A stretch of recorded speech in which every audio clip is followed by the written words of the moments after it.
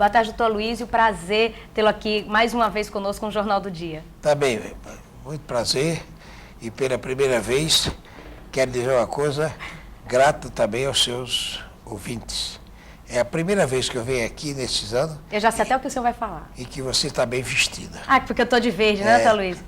Felicito a firma que veste você, porque pela primeira vez aceitou na moda. O senhor sabe de uma coisa? Todas as vezes que o senhor vem aqui, o senhor fala assim, Carla, essa sua roupa não tá bonita porque não tá de verde. Eu falei assim, caramba, vou fazer agora já 31 anos, né? Já tá na idade, assim, de começar a fazer os desejos das outras pessoas, né? Eu falei, não, deixa eu botar verde para fazer uma homenagem aqui ao doutor Aloysio. Muito bem, eu felicito a firma também que preparou, que você está muito bonita. Pronto, então Tereza Tinoco já sabe que tô bem vestida hoje. Agora, doutor Aloysio, vamos começar conversando. Você sabe só, que eu vou lhe contar, né? Eu fui a uma solenidade em Mossoró e me sentei ao lado da prefeita. Eu era paraninfo lá da turma. Aí, conversando, eu digo, é pena a senhora estar muito mal vestida. Ela disse, eu sim, muito mal. Ah, mas eu mandei fazer um vestido só para a solenidade, mas está mal vestida. E deixei que ela esperasse toda a solenidade. Na hora de sairmos, ela disse para a irmã, disse, estou aqui triste, doutor Aloysio disse que eu mandei fazer esse vestido só para a solenidade, e ele veio me dizer agora que eu estou mal vestida. Aí eu disse, bem vestida está ela. Ela estava de vez, aí que ela entendeu. Aí que ela entendeu. Tá bom. Agora, doutor Aloysio, só uma curiosidade. O senhor sempre só usa verde? Não tem, quer dizer, a sua roupa, sempre, todas as vezes que o senhor sai de casa, o senhor bota uma roupa verde? Não. Às vezes eu mudo de cor. Agora, quando eu vou para solenidades políticas, para debates políticos... Para entrevista? Para entrevista, vem sempre de verde. Sempre de verde. E hoje fui para o Bom Dia. O senhor vai fazer propaganda do Bom Dia aqui no meu jornal? É, sim. E fui de verde. Mas botei a camisa mais bonita aqui para o seu programa. Muito obrigada, doutor Aloysio. Eu estou achando que o senhor hoje está muito bonito, está muito elegante. Não, eu não estou, eu sou. É diferente. Eu tinha esquecido desse detalhe. O senhor já me falou que na sua família o senhor é o mais bonito, sou, né? Sou, sim. E muitas outras famílias, comparando com muitas outras famílias. Doutor Aloysio, agora vamos conversar mais sério. O senhor, afinal, hoje o senhor está lançando um livro, O Que Eu Não Esqueci. O senhor tem uma memória maravilhosa. Todas as vezes que eu lhe entrevisto aqui, o senhor conta fatos assim de 20, 30 anos atrás, como se tivesse acontecido ontem. Afinal de contas, o que foi que o senhor não esqueceu? Olha, é o seguinte, esse livro não foi escrito para ser livro. Foi escrito para ser um artigo de jornal. Depois é que tantas pessoas reclamaram que eu terminei concordando em reunir uma parte deles em livro. Agora, há muita coisa ali contada no livro, de política nacional, de política estadual, da minha vida de jornalista. Agora, há muitas outras coisas que ali não foram contadas, porque eu não queria que o livro tivesse mais do que 300 páginas. E aí fui obrigado a suprimir no livro vários capítulos. E segundo, porque como o espaço de jornal é limitado, há certos fatos que estão ali limitados. Há detalhes importantíssimos. Eu passei, por exemplo, 10 anos conversando com o Jardim Quadros e Carla Lacerda em Londres e em Portugal para discutirmos o apoio do PMDB à candidatura dele à presidência da República. No livro tem 3 ou 4 páginas só sobre isso, porque muitas das conversas que nós tivemos não cabia do artigo de jornal, caberia do livro, mas eu escrevi para o jornal, não cabia. Há muitas coisas que eu pretendo reunir no segundo volume. Quer dizer, ainda tem mais um segundo volume de coisas que o senhor não esqueceu? Não só coisas que não constam do primeiro, como de coisas que constam de maneira resumida no primeiro e que eu vou completar em detalhes. Agora, doutor Aloysio, por falar em coisas que o senhor não esqueceu, eu vou relembrar um pouquinho o senhor. O senhor, da última vez que o senhor esteve aqui no programa, o senhor falou assim, Carla, eu jamais votaria de novo em Geraldo Mello para governador, por conta de, o senhor contou, minha memória não é tão boa como a sua, mas eu me lembro que o senhor contou alguma coisa... É questão de idade. É questão de idade, né, doutor Aloysio? Realmente a minha idade já não me permite ter essa lembrança. Já não esquece, eu que conservo a minha idade mais nova... Então, não me esqueça. Não esquece. Mas eu me lembro que o senhor falou essa questão do senador Geraldo Mello, dizendo, olha, é uma coisa que realmente eu já disse a Geraldo. Geraldo, eu posso votar em você para tudo. Agora, para governador, não me peça mais, porque eu não voto. Eu queria lhe perguntar, o senhor já esqueceu isso ou também é uma coisa que o senhor não esqueceu? Não esqueci. Apenas vou votar nele para senador. Eu vou votar nele para senador. E Henrique para governador. Quer dizer, a chapa já está fechada. A chapa é... Não, é governador Henrique Eduardo. Senadores Garibaldi Filho e Geraldo Mello. essa chapa é fechada, é Essa prego é batido fechada. e ponta virada, como dizem. Exato. Agora, há muito boato aí sobre suplência, sobre vice-governador, mas tudo boato. Até agora, o compromisso do PMDB, do Partido Socialista Brasileiro, de Vilma, do PPB de Fernando Freire e do PSDB de Geraldo e outros partidos menores, o compromisso da Unidade Popular é com essa chapa. Os outros cargos, deputado federal, deputado estadual, vice-governador, suplente de senador, isso ainda está em discussão. Agora, da última vez que o senhor esteve aqui também, eu estou com a memória boa, viu, doutor Luiz? Eu estou com a memória boa. Da última vez que o senhor esteve aqui, o senhor falou assim, eu até questionei a questão do ministro Fernando Bezerra de pleitear ser candidato a governador pelo PMDB, e o senhor falou, olha, Micarla, é muito simples, se ele quiser, ele vai para a convenção e a gente bate chapa e lá vamos ver quem é o candidato. Mas se o senhor agora já está dizendo, não, o candidato é Henrique Alves, então não tem nem chance nem dele querer e bater chapa na convenção. Quando eu digo que está fechado, é o candidato que nós vamos defender na convenção. Se ele quiser disputar a convenção, disputa. Se ganhar, nós apoiaremos o nome dele. Se perder, ele deve apoiar o candidato escolhido pelo prefeito. Realmente, a chapa só é batida depois da convenção. Daqui até a convenção, que será em junho do ano vindouro, ela é o candidato dos candidatos que nós defendemos. Se formos, por exemplo, para lá e outros senadores vencerem, Garibaldi e Geraldo, na convenção, os outros senadores é que serão os candidatos definitivos. Agora, doutor Luiz, o senhor acha que o que está acontecendo, a impressão que dá para a gente que está do lado de fora, é que dentro do PMDB está existindo assim uma guerra de nervos, uma guerra para ver quem aguenta até o final. O ministro Fernando Bezerra está fazendo assim, aquele tipo, eu vou ficar até ver até as últimas, porque eu não acredito que, de repente, eles vão ter coragem de me tirar do partido. Aí o senhor, do outro lado, junto com a presença do PMDB, diz assim, não, eu quero ver até onde que ele aguenta ficar dentro do partido. O senhor não acha que está existindo uma guerra de nervos aí dentro? Não, o problema é o seguinte, nós não podemos tirá-lo do partido, expulsá-lo do partido, sem um motivo. Por exemplo, se ele amanhã apoiar um candidato adversário publicamente, aí nós podemos chegar e até expulsá-lo do partido. Mas até hoje ele não se desfiliou do partido. Para ir para outro partido, ele tem que se desfiliar do partido 24 horas antes ou 24 horas depois dos comunicados. Então, isso ele não fez ainda. Agora, se ele amanhã apoiar um candidato do partido, nós temos razões até para expulsá-lo. Mas não desejamos fazer isso. Se ele discordar da nossa posição, ele simplesmente, certamente, deixará o partido. Dizem que vai para o PTB, ora para outro partido, ninguém sabe, eu acho que ele não decidiu ainda. Ainda hoje, a Agência Nordeste me telefonou. O que é que o senhor acha da entrada do senador Fernando Bezerra para o PTB? Eu disse, mas ele entrou, disse, os jornais estão dizendo, eu digo, até agora eu não sei, porque eu sou presidente do partido dele, ele é vice-presidente e não comunicou ainda o partido. Portanto, não é questão de tempo, é questão de ética. Ele, naturalmente, ao passar para outro partido, além da exigência da lei, tem um problema de ética. Ele vai. E nós, enquanto ele não tomar essa decisão, nós não temos também o direito de expulsá-lo do partido. Quando o senhor fala em ética, o senhor acredita na ética do ministro? Acredito na ética de todas as pessoas. Só quando as pessoas comprovam que não tem, é que a gente fica com o direito de dizê-lo. No caso dele, até agora, ele é senador pelo PMDB, foi suplente senador pelo PMDB, elegeu-se com o apoio do PMDB, é ministro pelo PMDB, então, e até agora não saiu do partido, eu não posso acusá-lo de falta de ética. Agora, nessa última semana, a gente, inclusive, mostrou uma reportagem, né, falando, inclusive, porque essa reportagem que o senhor assistiu hoje sobre o jogo de futebol, comparando com a política, já foi feita uma parte 1, quer dizer, essa é a parte 2 do fechamento. E ele, na reportagem, falou que considerava o PMDB um partido familiar.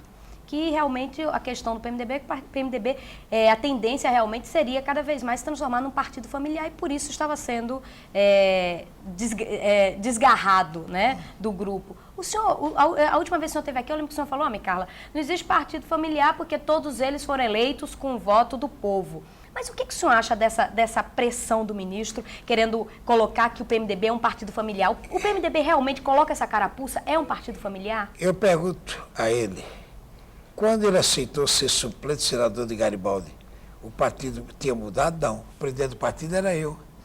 O deputado do partido era Ana Catarina candidato, Henrique Eduardo candidato, Carlos Eduardo deputado estadual. Mas ele aceitou ser suplente senador, indicado pelos familiares, porque ele não foi indicado por Geraldo. Tá aí, Geraldo pode dizer. Quando nós fomos falar a Geraldo, dissemos a Geraldo que o candidato nosso a senador era Garibaldi Filho, que já pensavam no nome de Garibaldi para governador, e que não queríamos que ele disputasse a eleição sem a garantia de que, perdendo a eleição, ficava sem mandato. Garibaldi nos apontou, o Geraldo nos apontou para primeiro suplente, Nathaniel Vanzost, para segundo suplente, Fernando Bezerra. Henrique é que disse, não, eu acho que devia ser Fernando, porque tem um tio que foi deputado, presidente do partido, tem um irmão que foi deputado, secretário de Estado, e Nathaniel é um funcionário da Sudene, muito competente, mas não faz política aqui, não tem eleitorado aqui. Geraldo chamou o Nathaniel, que estava no Palácio, e disse, olha, eu indiquei seu nome para primeiro suplente, mas Henrique e Aloysio vetaram seu nome. Henrique disse, eu não vetei, eu apenas considerei, e Nathaniel nos deu toda a razão. Primeiro, quando ele assumiu o Senado, com a eleição do Garibaldi, ele assumiu o Senado. O presidente do partido, quem era? Alves. Deputados do partido, Henrique, Ana Catarina, deputado estadual, Carlos Eduardo. Já era a mesma família, os mesmos familiares. Ele aceitou, não devia ter aceito, por uma questão até de ética, aí sim, uma questão de ética. Se ele achava que era um partido familiar e ele não desejava participar do partido familiar, não é agora que ele quer ser governador, que acusa o partido de ser familiar, porque quando o partido não foi familiar quando fez suplente senador e ministro. Ele é quem deve responder. Talvez a questão seja que ao cargo, quer dizer, ele antes estava pleiteando cargos onde que não eram cargos majoritários, né? Não, agora, era o senador. Sim, o senador era cargo majoritário, sempre que ele concorreu por uma vaga. Mas ele não devia aceitar fazer parte de um partido e ser vice-presidente, ele é o vice-presidente do partido. Tanto que eu já disse que se ele acha que Henrique só poderá ser candidato eu sendo presidente do partido, eu renuncio ou me licencio da presidência do partido, consigo que o Manuel Torres, que é o primeiro vice-presidente, aceite se licenciar, ele presidirá a convenção. Agora, ministro, cá para nós. O que é que Henrique Eduardo Alves tem, que Fernando Bezerra não tem, que exatamente faz esse diferencial? Quer dizer, que agora Henrique Eduardo Alves é o potencial candidato ao governo do Estado pelo PMDB. Duas coisas. Primeira coisa, Henrique é deputado federal há 30 anos. Fernando Bezerra não terminou nenhum mandato de senador ainda, o único mandato que ele teve. Portanto, isso faz uma diferença grande. Segundo, a grande maioria do partido quer a candidatura de Henrique. Tanto quer que ele não quer disputar a eleição com o Henrique na convenção. Se a grande maioria quer, não é porque Henrique dizer, olha, eu sou deputado há 30 anos, quero continuar deputado federal e vamos fazer Fernando Bezerra governador, se ele não terminou nem o primeiro mandato ainda. Nem o primeiro mandato ele terminou. Você acha que ele está correndo com muita sede ao pote, é isso? Eu acho que ele, se ele fosse uma pessoa que tivesse experiência política, ele faria o que qualquer político faria. Chegava e dizia, Henrique, esta é a sua vez. Você está há 30 anos como deputado federal, você cedeu várias vezes para outros candidatos. Henrique podia ter sido candidato quando o Geraldo Mello foi o nosso candidato. Podia ter sido candidato quando Garibaldi foi ou a primeira ou a segunda vez. Henrique cedeu. Agora, ele diria, desta vez você vai ser, mas vamos fazer um acordo. Você trabalhará para eu ser o seu sucessor. Não havia por que negar. Agora, ele chegar e que não fez nem a metade do mandato ainda, querer atropelar a candidatura de Henrique, que não é minha, é do povo, é do partido. É do partido. Quer dizer, tem meu apoio? Claro que tem, não podia deixar de ter. Ninguém diria que eu apoiasse o nome dele para apoiar o de Henrique. Como se Henrique tivesse dito em 85, eu sou o candidato, eu teria apoiado. Mas naquela hora nós achávamos que o nome mais forte para ganhar a eleição era Geraldo Mello. Então, em vez de fazermos Henrique, fizemos Geraldo Mello. O senhor teme, doutor Aloysio, que a questão de Henrique já ter sido candidato 2 vezes, né, como candidato majoritário, candidato a prefeito, 2 vezes ele se candidatou e 2 vezes ele perdeu. O senhor teme isso? Quer dizer, existe um certo problema de Henrique Alves em ser candidato à chapa majoritária? Não, são circunstâncias. Ele perdeu 2 vezes. Dessas 2 vezes, ele tinha contra ele a prefeita Vilma Faria. Agora ele tem o apoio de Vilma Faria. Portanto, Natal, além do prestígio que ele tem em Natal, ele tem, sobretudo, o prestígio de Vilma. Com o apoio de Vilma, tanto que, você uma vez me perguntou aqui, e não penso que eu esqueço as coisas, né, você pergunta, por que não Carlos Eduardo ou Volbe, que naquele tempo pleiteavam? E eu, com toda a franqueza, digo, porque um ou outro perde. Diz quem ganha? Eu digo, Vilma Faria. E não era nossa aliada ainda. Eu me lembro. Né? E depois nós nos aliamos a ela, ela hoje apoia Henrique. Se ela apoia Henrique, ganhou por mais de 100 mil votos em Natal, não há dúvida nenhuma. E Henrique é muito forte no interior. O senhor acredita nessa transferência de voto aqui em Natal, Antônio? Acredito. Acredito. Se você me disser, fulano de tal transfere voto, às vezes não transfere. Mas quem tem liderança transfere. O senhor acredita que a prefeita consiga transferir os votos também para Henrique? Consegue, porque ela tem realmente, ela não é apenas uma prefeita, nem foi apenas uma candidata. Ela tem liderança. Como, modéstia à parte, eu sempre transferi votos no Rio Grande do Norte para muita gente. Quando eu era candidato a senador e o presidente Castelo Branco me fez um apelo para eu não ser, dizendo que os adversários diziam que eu ia submetê-los não a uma derrota, mas a uma humilhação, pois eu ia ter 4/5 do eleitorado do Estado. Eu digo, presidente, isso é um argumento falso. Eles estão dizendo isso para impressionar o senhor, não terei 4/5. Mas eu não sabia que na arena era proibido ter voto. Se é, então eu vou arranjar. Ele diz, o senhor tem o direito de indicar o candidato. Eu digo, vou indicar. Escolhi um candidato para me substituir, que já tinha disputado 7 eleições. E nunca tinha ganho? Nunca tinha ganho. 7, Duarte Filho. Tinha sido candidato a prefeito, a vice-governador, a deputado federal, nunca tinha ganho. Escolhi de propósito e disse ao presidente, ponha um suplente senador adversário. Se ele não se eleger com a maioria maior, uma maioria superior a que o Monsenhor Valfredo teve para governador, ele renuncia o mandato. E ele ganhou com maioria superior a do Monsenhor Valfredo Gugel. Quando Geraldo Melo, governador, candidato a governador, chegou em Brasília e disse, Luiz, estamos numa situação difícil, o que é? Eu ganho ou perco a eleição por 10 mil votos. Agora, recebi um recado de Lei Maris, que se nós dermos uma senatória a ele traz 50 mil votos. Ele disse, não traz não, mas se trouxer 10 ou 20 mil votos, se a situação é essa, você ganha. Ele disse, eu queria que você fosse a Zezito, que substituíra a Gessé durante 7 anos, para nós pedirmos a ele, eram 2 vagas, para ele desistir dessa vez, ser candidato a deputado, e ser. Eu digo, eu não vou pedir. Por quê? Porque ele pode virar para mim e dizer, por que você, nesse caso, não desiste? Não, mas você é inimigo do pai de Vanderlei há 25 anos, e você nem conhece Vanderlei, não conheço não, mas retiro minha candidatura. Já tinha me desincompatibilizado do Ministério para ser candidato a senador. Eu perdi 7 meses de ministro e apoiei Vanderlei Maris. Quando passei em Caicó, meus amigos revoltados. Eu passei e fui direto para a Fazenda de Nato, cheguei lá para ir buscar Vanderlei Maris para fazer ele candidato. Fernando Bezerra, eu era candidato lançado. Numa reunião da Comissão Executiva, Paulo Barbalho e Arnaldo Abreu tinham lançado meu nome como sugestão à correção. Ele, então, eu soube que ele ia sair para o PSDB. Mandei chamá-lo, ele foi lá na tribuna. Eu disse, por que você não é candidato a senador? Não, qual é seu projeto político? Eu quero ser candidato a senador, que já estou no Senado como suplente, assumi. Eu digo, e por que não é pelo PMDB? Porque o senhor é candidato. Ele disse, não, você pode ser, eu retiro minha candidatura. E o senhor será deputado? Eu disse, não, porque eu já prometi a Ana Catarina, e Henrique já é, e prometi a Ana Catarina. E o senhor vai ser o quê? Eu digo, fica aqui pela tribuna. Isso aí eu não faço questão de ter. E retirei minha candidatura para ele sem consultar ninguém. Talvez por isso que ele diga que eu imponho candidatos. O candidato imposto. O senhor acha que o senhor impôs ele como candidato naquele momento? Eu impus, eu o convidei. E sem consultar Garibaldi, sem consultar Henrique, sem consultar Vandeltor, sem consultar ninguém.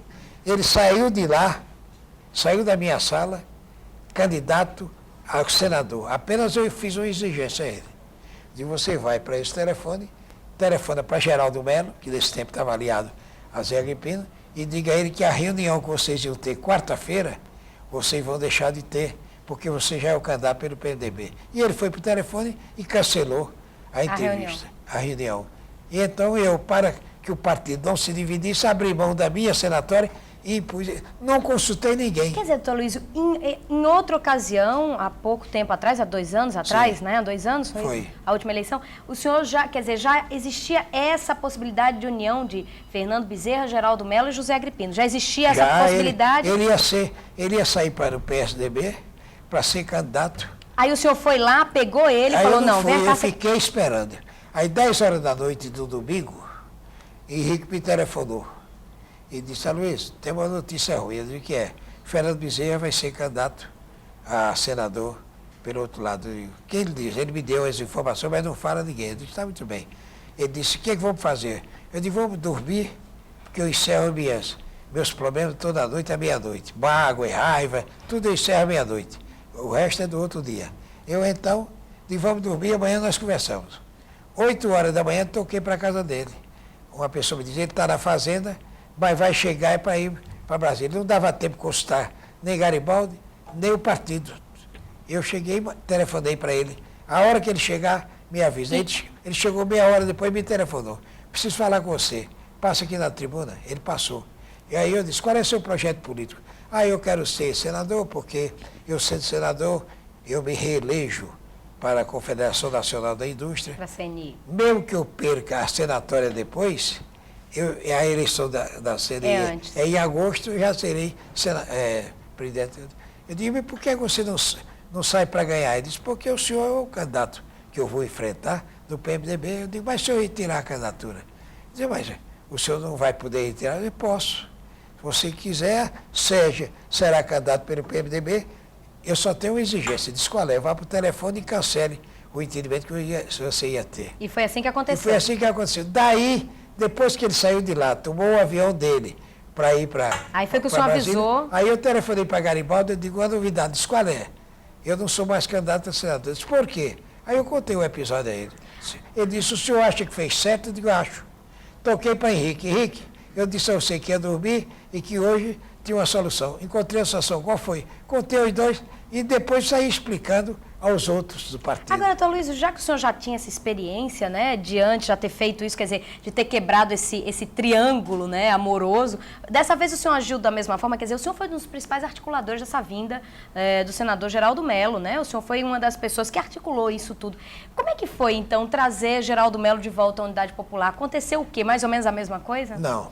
Aconteceu o seguinte, um alto corionário nosso, aliado nosso, foi procurado pelo senador José Agripino, que propunha uma fórmula, que era mantermos as posições atuais. PFL tinha uma senatória, José Agripino ficava com ela. Geraldo Mello tinha uma senatória, ficava com ela. Governador Henrique, ficávamos com o governador. E vice-governador do PPB, ficava com o PPB. Conversaram e tal, depois nós tivemos conhecimento e tivemos uma conversa com o senador Zé Agripino. E concordamos com a fórmula. Só havia uma dificuldade, é que o nosso candidato a senador era Garibaldi Filho. Eu fui a Garibaldi e disse, Garibaldi, nós temos possibilidade de evitar uma luta grande aqui no estado. Diz qual? Mantemos as senatórias que ele já tem, o governador será Henrique, mas você terá que ser deputado federal para ceder o seu lugar. E Garibaldi, com grande desprendimento, disse, se isso for o necessário, eu serei candidato a deputado federal. Aí nós voltamos. Eu acho que eles supuseram que nós estávamos chegando a essa solução de tirar Garibaldi do Senado, porque estávamos nos sentindo fracos. Foi um equívoco dele. Então, começou o Zé Agripino a dizer, não, eu vou ouvir. Aí um dia nos surpreende lançando a candidatura de Geraldo a governador. Bom, então nós já sabíamos que íamos disputar com Geraldo do governo e Zé Agripino do Senado. Acontece que os correligionários de Zé Agripino começaram a dizer que não apoiavam o Geraldo, que o melhor era Fernando Bezerra, porque surgiu dessa hipótese a candidatura de Fernando Bezerra, o melhor era o próprio Zé Agripino, e Geraldo começou a ser escanteado. Nessa hora, eu tive uma conversa com o Geraldo.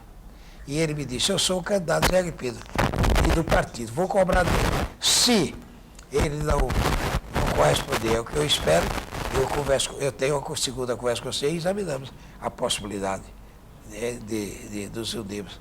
Ele foi e começou a cobrar de Zé Agripino. Zé Agripino disse que realmente tinha lido esses comentários, entrevistas de deputados e tal, mas que vinha aqui e ia mudar essa situação. Fez aqui uma reunião. Nessa reunião compareceram deputados estaduais e líderes e não tocou no assunto. Dessa reunião saíram os deputados dizendo, candidato ou Zé Agripino ou Fernando Bezerra, não tocaram na candidatura de Geraldo. Aí chegou a hora de nós termos a segunda conversa com o Geraldo e chegamos ao entendimento. Quer dizer, doutor Luiz, o que eu acho que as pessoas até em casa ficam assim até surpreendidas é que na política existe muita coisa feita nos bastidores. Quer dizer, quando o senhor chega e fala assim, não, Zé Agripino me procurou, né, fazer um acordo com a gente. E quando foi falado naquela época, não, pode existir um acordão, quer dizer, de Henrique ser candidato e, quer dizer, de existir PMDB, PFL e PSDB numa só chapa, as pessoas falam, não, mas isso não é possível. Quer dizer, isso pode ser possível. A divergência é de nome. Você chama acordão, que é um acordo político perfeitamente natural. Agora mesmo, houve um acordo em Israel. Israel há 50 anos que morre gente e mata gente, né? E agora o Partido Trabalhista da oposição fez um acordo com o governo, o candidato vitorioso. Então, houve um acordão lá, só existem esses dois partidos. Não é acordão. Quer dizer, hoje não existe mais aquela coisa, doutor Luiz, tão bem definida. É aquela coisa, o senhor usa verde, o senhor é Bacurau, é de um lado, arara, veste vermelha é do outro. Quer dizer, hoje já existe uma flexibilidade. Não, o que é o seguinte, há alianças partidárias. Nem eu vou usar a camisa vermelha, que é do PFL, nem você agora vai usar mais, passa a usar a verde, porque eu estou vendo que você tem simpatia pela nossa solução. Então, doutor Luiz, não me bote no meio desse imprensado, eu só sou jornalista. Então, nós continuamos com o nosso programa, nós vamos fazer reuniões, encontros regionais do PMDB, os outros partidos vão fazer, somos aliados em torno de tais soluções. Para esse candidato, mais importante do que para este ou para aquele candidato, em torno de um programa que será apresentado ao povo. Desta vez, nós vamos para a eleição com um programa definido do que será o futuro governo do Rio Grande do Norte. Doutor Aloysio Alves, queria lhe agradecer muito pela sua entrevista. A gente acabou de passar meia hora conversando, porque a entrevista com o senhor é difícil de fazer, é mais um bate-papo, mais uma conversa. Porque eu respondo demoradamente para você não fazer mais perguntas. Eu já anotei a sua técnica, mas tudo bem, na próxima vez eu aprimoro a minha também. Mas hoje o lançamento vai ser às 4 da tarde, não é isso, do livro? Eu vim aqui pensando que você ia deixar eu fazer propaganda do meu livro, mas não deixou. Ficou fazendo só... Não, porque o senhor aproveitou para fazer propaganda da sua televisão, então aí eu também não deixei mais fazer propaganda do livro. Mas hoje às 4 horas... 4 horas no Palácio Governo, ia ser naquele jardim, mas por conta da chuva nós mudamos para cima.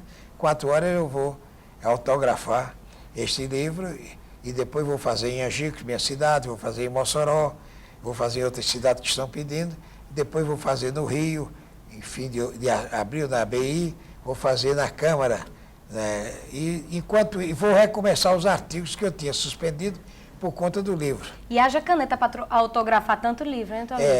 Não sei se serão muitos, mas serão daqueles amigos que foram. E aproveito para dizer que vários amigos têm reclamado que não receberam convite. Nós mandamos convites pelo correio, recebemos muitas devoluções, endereço errado, pessoas que mudaram de endereço, nós não tínhamos o endereço errado. Então, mas todos os meus amigos estão convidados, todos, com cartão, sem cartão, todos eu terei o prazer de vê-los lá e de dizer a eles que continuo mais moço, porque estou com mais mulheres começando a negar a idade. Viu? Tá começando. Agora, só um último detalhe antes de a gente encerrar, doutor Luiz. O que eu não esqueci, né? O nome do livro. O senhor tem uma memória maravilhosa. Tem alguma dica aí pra gente, assim, quem é mais novo, para também continuar desenvolvendo essa questão da memória e não esquecer as coisas? Não tem. A única dica que eu tenho é o seguinte: eu encerro cada dia as raivas, as frustrações, os erros de cada dia. Meia-noite que eu vou dormir, acabou. Quer dizer, deleta tudo isso, apaga tudo isso. Apagou tudo isso. Resultado, tenho mais de 60 anos de vida política, comecei aos 11 anos do livro, que eu vou lhe dar um. Você vê uma fotografia da Fundação do Partido Popular, em que eu estou, em 1933, eu estou com 11 anos de idade, calça curta lá com os homens. Então, com mais de 60 anos de idade. E tive lutas veementes, violentas, fui caçado, 2 irmãos caçados, um posto de disponibilidade do Tribunal de Contas, tudo isso. E não tem um inimigo do Estado. Tem mesmo aqueles que comemoraram a minha cassação, mesmo aqueles que gostaram, trabalharam pela minha cassação, falo com todos, não tenho raiva, não tenho ódio, não tenho mágoa de ninguém. Até porque tem um detalhe, né, doutor Luiz? Hoje eu acho, e falando como jornalista que sou, hoje o senhor está acima, eu acho que da questão política, porque hoje o senhor realmente é uma pessoa que se transformou em um mito na política. Porque Não, o senhor... não é por isso não, porque eu deixei de ser senador 4 vezes para manter a unidade do partido. Mas na última eleição, na penúltima eleição para prefeito aqui, João Faustino foi na penúltima, né? Foi. Havia o problema de João Faustino ser o candidato a prefeito e o vice-prefeito também o PSDB exigiu. Então, nossos vereadores achavam que iam sair enfraquecidos. Eu me ofereci para ser vereador. E não fui porque os outros diziam, bom, mas aí tudo que é luizista vai votar em você e os nossos adversários, os nossos aliados é que vão ganhar. Eu seria vereador sem nenhum constrangimento, porque eu fui ministro, fui prefeito, fui governador, fui deputado 7 vezes e agora ser vereador não tem a menor importância. Para mim, o que dá importância não é o cargo, é o exercício do cargo. É a gente fazer do cargo que exerce de vereador, ou de senador, ou de governador, ou de ministro, alguma coisa de útil para o povo. Doutor Luiz Alves, muito obrigada pela sua participação. Realmente o nosso tempo já está esgotadíssimo. Não precisa nem desejar sucesso hoje, né? No seu livro. Mas... Eu só vou perder o livro porque eu vou dar a você, já não vou ter a sua companhia lá. Mas desejo a você que continue se vestindo bem, porque uma mulher deve ser sempre bem vestida. Muito obrigada, doutor Luiz. Sucesso lá hoje. E o Jornal do Dia já está terminando, mas antes você confere comigo a nossa frase do dia de hoje, de autoria do filósofo Ciro Cervantes, que refletiu bem assim. Você pode se arrepender muitas vezes de ter falado, nunca de ter silenciado. Para você uma ótima tarde e até amanhã.